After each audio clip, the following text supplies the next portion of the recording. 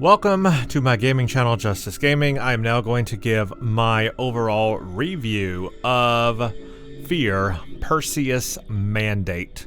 This is my gameplay review of it. After having just played F.E.A.R. Perseus Mandate, this comes at the very end of playing the last video in my playlist, playing that game. So as of this point, I have now played F.E.A.R., the original F.E.A.R., First Encounter Assault Recon, and the follow-up, F.E.A.R. Extraction Point, and then the follow-up to that, F.E.A.R. Perseus Mandate. I have played all three of those here in October of 2023.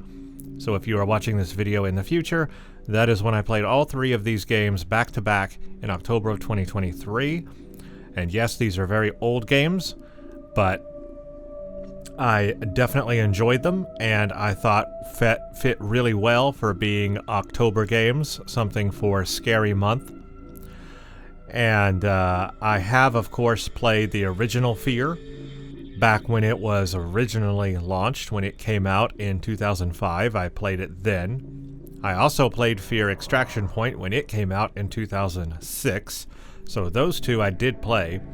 And I found out by playing this one now, F.E.A.R. Perseus Mandate, which came out in 2007, I had not played this game.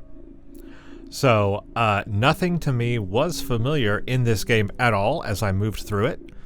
I apparently just never played this one, and that's kind of shocking to me because I have played F.E.A.R. 2 and F.E.A.R. 3 following all of these games, so it's very odd I never played Perseus Mandate, but I guess I never did.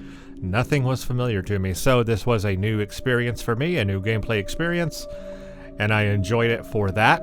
I enjoyed having a new game that I am now familiar with, and I already knew the plot and the story of the franchise, but this game gave a little bit more insight to that, a little bit more about the Perseus project, the clones, and the DNA of Alma and Paxton that they had in this cloning facility on this island. So that was good to learn. But let's go back and talk about this game a little bit. So, first of all, this game did come out in 2007. That is 1 year after Extraction Point. And then, of course, Extraction Point came out 1 year after F.E.A.R. So this game is 2 years removed from the main game of F.E.A.R. It's using the same game engine, the Lithtech Jupiter EX game engine. So it's going to have the same similar feel and mechanics to F.E.A.R. and F.E.A.R. Extraction Point, and it certainly did, and we'll get into that and talk about that. But let's talk first a little bit about the controversy with this game, because yes, there is a little bit of controversy, or I wouldn't necessarily say controversy, maybe more of canon, right? It's more about what's canon and what's not. So I looked it up to get my facts straight. F.E.A.R., the original game, was developed by Monolith Productions, okay? And it was published by Vivendi, Universal Games. Now, the official DLC, you could call it, the official, I don't know if you call Extraction Point an expansion or a DLC. To me, I look at it like a DLC, but back then they might have called it an expansion. But certainly, Extraction Point was a direct sequel to F.E.A.R. And if you haven't seen my playthroughs, by the way, of my F.E.A.R. and F.E.A.R. Extraction Point playthroughs, go watch those. I gave individual reviews for those games on the last videos of those playlists, so definitely check out my reviews of those games if you haven't seen me play them. So I won't talk about those games specifically, but I'll just say as it connects to Perseus Mandate.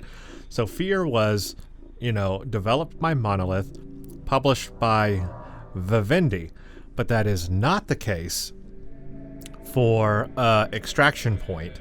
It was actually developed by Timegate Studios, but still published by Vivendi. Okay. Well, the same is actually true of Perseus Mandate. It was also developed by Timegate Studios, same developers of Extraction Point, and also published by Vivendi. So, Extraction Point and Perseus Mandate share the same developer and publisher. Whereas, in the original F.E.A.R., the developer was Monolith. Now, in F.E.A.R 2, it goes back to the developer being Monolith, but the publisher also changes in F.E.A.R 2 to Warner's.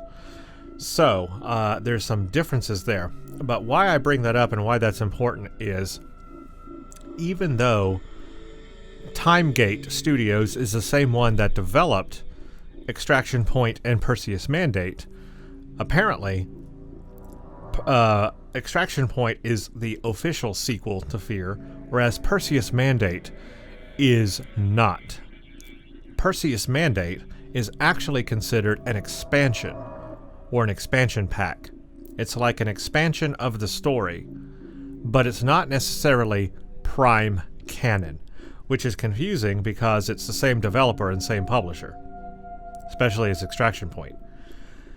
So that does make it a little confusing, but then in F.E.A.R 2 it goes back to Monolith, and apparently that kind of erases or changes or just flat out ignores Perseus Mandate.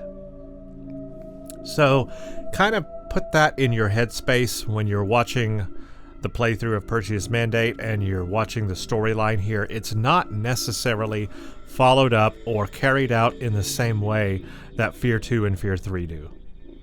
So just keep that in mind. Perseus Mandate, I guess it's considered more of a soft canon or a beta canon kind of a deal.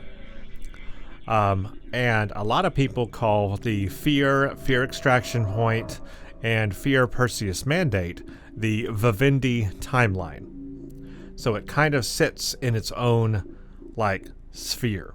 Those three games kind of sit in their own sphere and are kind of separated from F.E.A.R 2 when we get to that.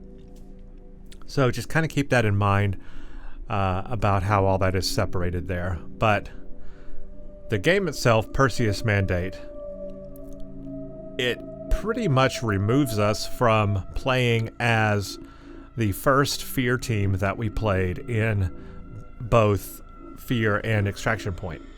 We are no longer playing as the Point Man. We are no longer a son of Alma. We are no longer connected to Paxton Fettel as a brother.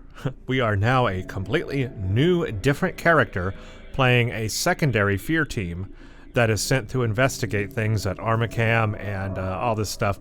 We're actually sent to explore this thing called Perseus. It's a project called Perseus. And so that is now what our team is doing. But yet, at the same time, we have superpowers. We have the same bullet time. We have the same slow motion reflexes that the Point Man has in F.E.A.R and Extraction Point, which is confusing at first. As a regular person, why would we have this superpower? So that throws you off a little bit. But if they completely had removed that mechanic, I think a lot of people would have been upset because they like the slow motion. That is one of the things that made the F.E.A.R franchise its thing, that gave it an identity, having that gameplay mechanic.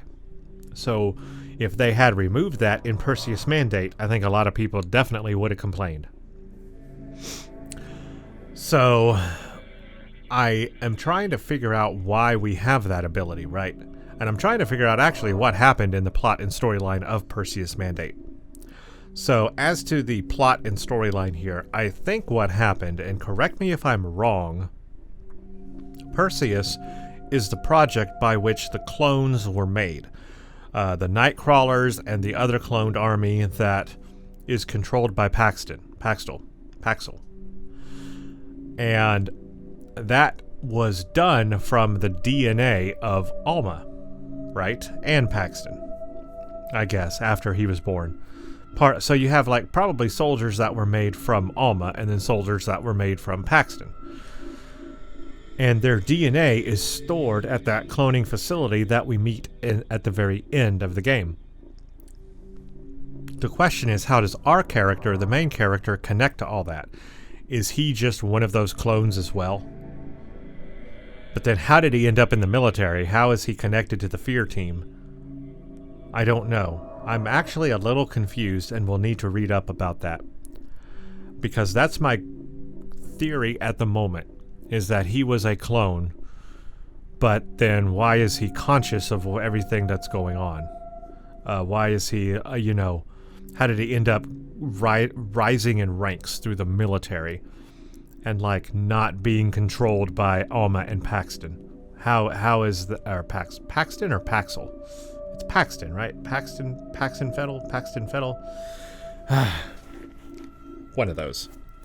Yeah, so I'm just a little confused on the character that I'm playing here and how he's all connected. But we are obviously haunted by Paxton. We're not so much haunted by Alma, which makes me think maybe we are a clone from Paxton's DNA, not Alma's DNA. That might make sense. So we're not necessarily brothers with him, but we're just one of the clones, right? And that gives us this slow motion ability. But then why wouldn't all the other clones have the slow motion ability? Some of them have a really fast ability to dodge and move really fast, like the Nightcrawlers. But why can we slow down time? So that's my theory there, is that maybe we're from Paxton's DNA, and that's how we're able to slow down time and do bullet time. So they had to answer that somehow.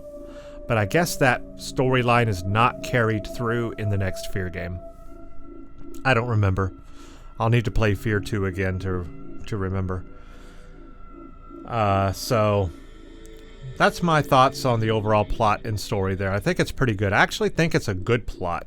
I actually do. I think if they had wanted to make Perseus Mandate canon and continue F.E.A.R 2 from this, they could have, because it's actually a good plot.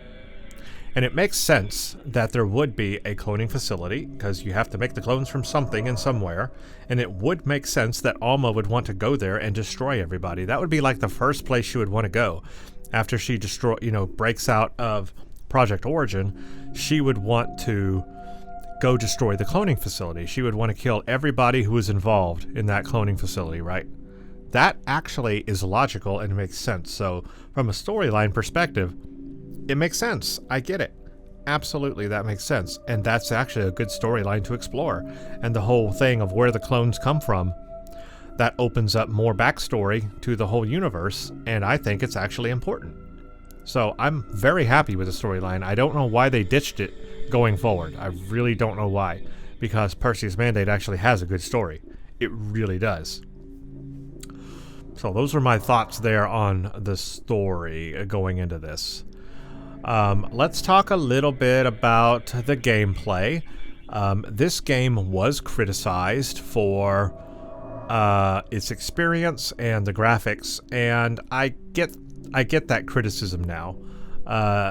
The game feels very different because we are not playing a prime character. We're playing a side character. It's almost a side mission kind of a game.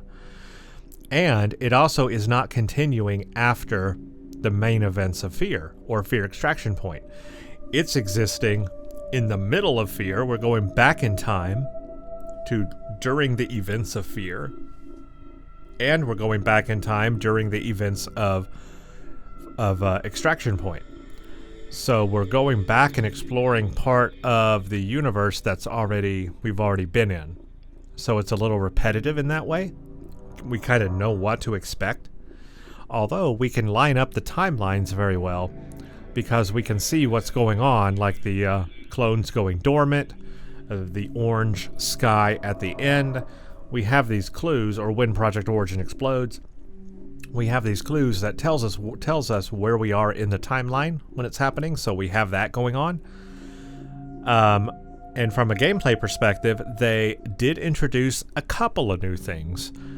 We had the heavy mech armor show back up again, the heavy mech dude, and boy was that a tough scene. They put us, this time, instead of a parking garage, they put us in closed quarter combat, really close quarters combat here.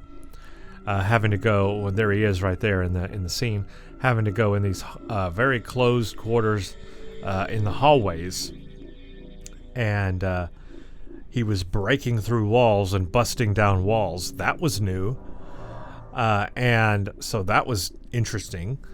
We also had some new weapons. We had a chained lightning gun, which was kind of fun. We had a new kind of like really powerful rifle thing with a really good scope on it. That was new, so those kind of things brought a little bit of fun to the game. We had new enemies. We had these new soldiers that were like really tough. Then we had these other soldiers that could really dodge people, make these really fast movements and dodge. And so those new elements were interesting. But other than those like new additions, we didn't have a ton of new like, you know, mechanics in put in here. It was just basically new weapons or new enemies to explore, right? We did have the ghost trying to bring you down and pull you through the ground, so that was interesting. So they added a little bit. I don't know if it's enough for being, again, 1 year removed from Extraction Point, 2 years removed from F.E.A.R. I don't know if it's enough of a change, especially since this is a standalone expansion. You might have thought maybe there would be a little more added to it. But it was an evolution of it, for sure, just a very small evolution of it. So, yeah, there's really not much to talk about with the gameplay there. I think they had a lot more exploding things, like the environment around you could explode more. You had, like computer servers and walls and generators and things that would explode around you and blow up and create a lot of like physical destruction around you. I think they probably turned up the dial on that a little bit, had some more destructible objects, so that was, you know, brought a little bit more entertainment to it overall.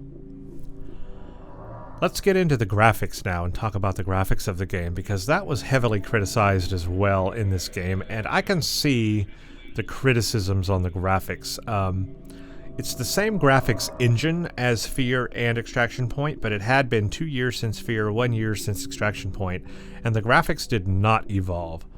I felt that the graphics actually looked better in Extraction Point. So this one, definitely the texture quality was pretty low, especially in the first couple of intervals. That texture quality was really bad.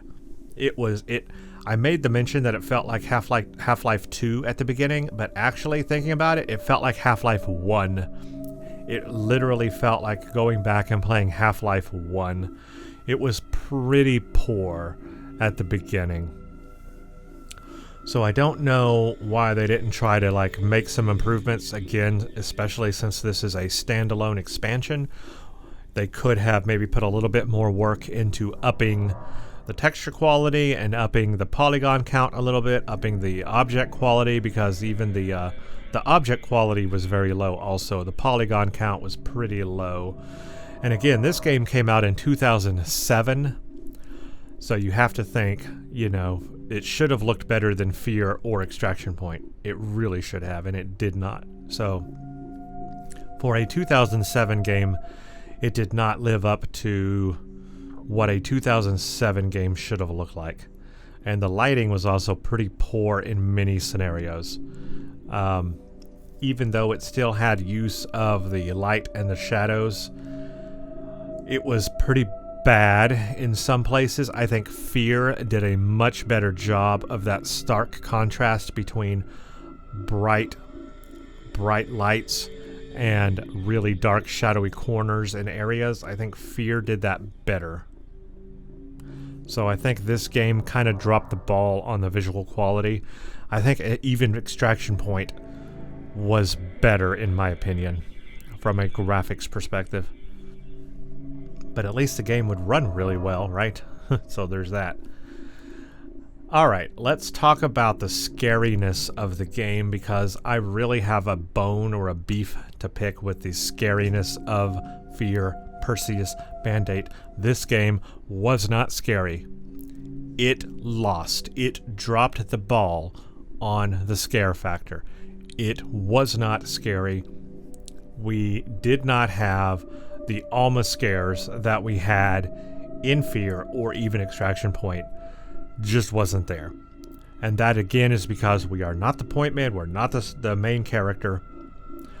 We are playing, yes, during the time of F.E.A.R. and Extraction Point, but we're not dealing directly with, like, looking for Alma or whatever, and were being only slightly haunted by Pax and Fettle. Only slightly.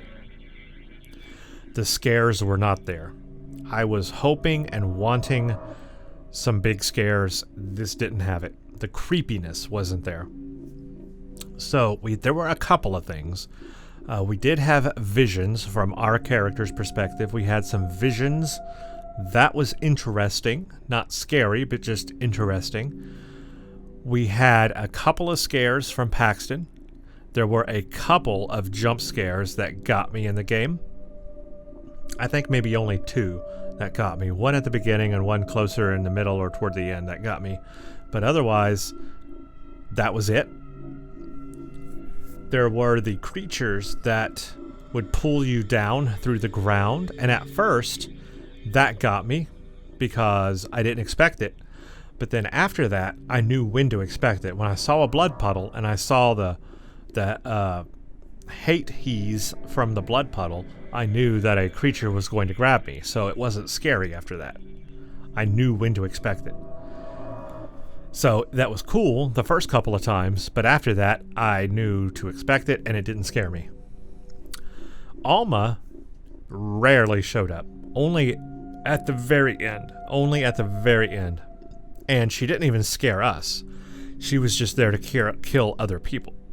So she wasn't haunting us. And so that wasn't scary. We missed the Alma. Alma is what makes F.E.A.R scary.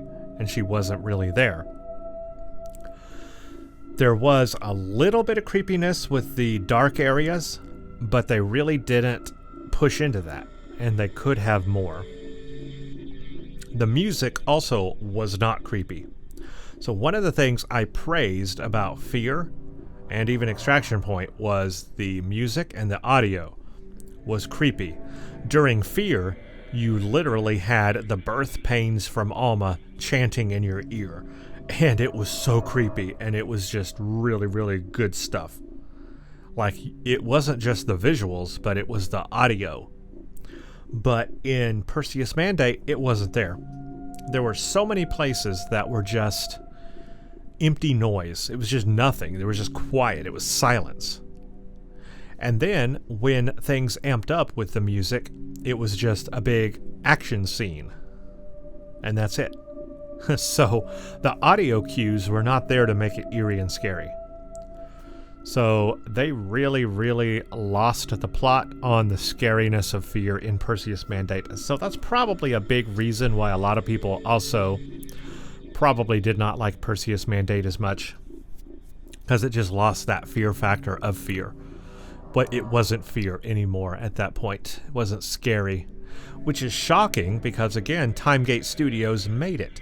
And Timegate Studios made Extraction Point, and they did really well with Extraction Point. So why did they drop the ball on Perseus Mandate? That's my question. Why? Same publisher, same developer, but they dropped the ball the second time.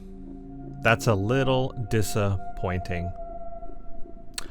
Now, let's talk about the locations. The one thing I was impressed with this game was the difference and the change in the locations of the game.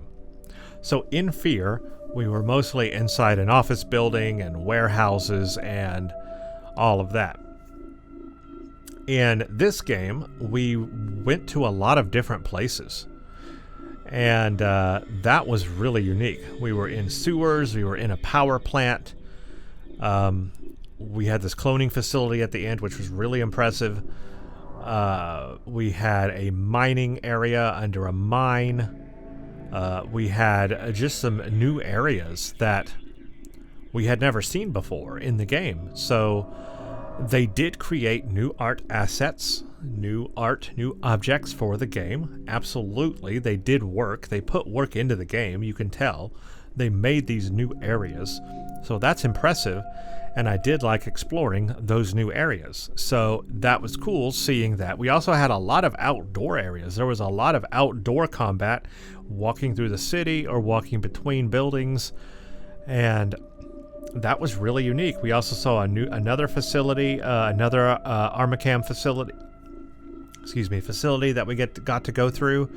And then the whole cloning facility at the end was really impressive. It was huge, big area. They really put a lot of work into that one. So I do have to give the game kudos for new areas to explore and new visuals to see in the game that we did not see in F.E.A.R or Extraction Point. Although Extraction Point had my favorite area of all, which was the hospital. We did not get a hospital scene here. We had a little bit of, some bloody areas, kind of like that in the cloning facility, but the hospital and Extraction Point impressed me the most. That was awesome. We had a little bit of an asylum kind of a look in this one because we did go to Auburn City and we were in an apartment building that had collapsed, and that was kind of creepy, so I liked that in this game. Also, it did connect to Extraction Point because we came out of the subway and the same subway we had to go into in Extraction Point, so we had that connection, and that was really cool. I liked when they did that. It kind of connects the games. I like that a lot. So those are my thoughts on the locations of the game, the gameplay, the visuals. I think my overall impression of F.E.A.R Perseus Mandate is that at the start of the game, I was a little iffy on if I was really going to get into the game, really get into it. I was feeling that it was just okay of a game. It was just a game. But then by the end of it, it amped up. Once we got into the cloning facility, it seems like that's where they put the majority of their work into this game is in the cloning facility, because that was very involved and there was a lot there. Although I will say I was disappointed when I got into the actual room where the genetics were for Alma. He took the genetic DNA and ran, and I was hoping that there would be a little bit more at that very bottom vault section. I was hoping that there would maybe be a computer to access and we'd get a little bit of background or lore there, or there would be something unique to do. Maybe we blow it up. That would have actually been fun. I think what we should have done, our character, would be to put a bomb on it and blow up the storage place or area where they were holding all that stuff. That would have been nice to leave the area and have it explode, because we did that in F.E.A.R. We exploded Project Origin at the end of F.E.A.R. I think we should have exploded this place. We should have blown it up. We didn't do that. I think that would have been a better ending for that facility. And I think we should have done that. So I'm a little underwhelmed with, once we got into the bottom section of the cloning facility, how that turned out. But then as we left the cloning facility, they amped it up by killing a whole bunch of people. We had some really armored guys to take out, and they really threw a lot of enemies at us. A lot of action, and we had a boss fight. So that's one thing I brought up in F.E.A.R and Extraction Point. We never had a boss fight, especially in F.E.A.R. It just ended with Project Origin blowing up, and we never had a boss fight. We had to blow up Project Origin. That was the boss. But in this one, we did have a boss fight. We had that soldier guy. I don't even know his name. I forgot it. And that's the thing about this game. I kind of forget names. It was so underwhelming that I've kind of forgotten the names of everybody. But anyway, we had a boss fight. So that was cool. And he was really tough. So we had that. That was something new, I guess. New gameplay element. Yeah, so a boss fight. That was good. And that's the other thing I kind of wanted to say about this game, is that this game, it seems like they turned down the scare factor and made it more of an action game. This game was action-oriented and action-focused. And that's what I was worried that they would do in the future with the F.E.A.R games. So F.E.A.R was more of a horror game. It was more scary. It was more of a thriller. F.E.A.R Extraction Point, yes, they amped up the action, but it was still scary. It was still a F.E.A.R game. It was still a horror game. Well, they lost the plot on Perseus Mandate. They just went all-out action on it and just really dialed down the F.E.A.R stuff.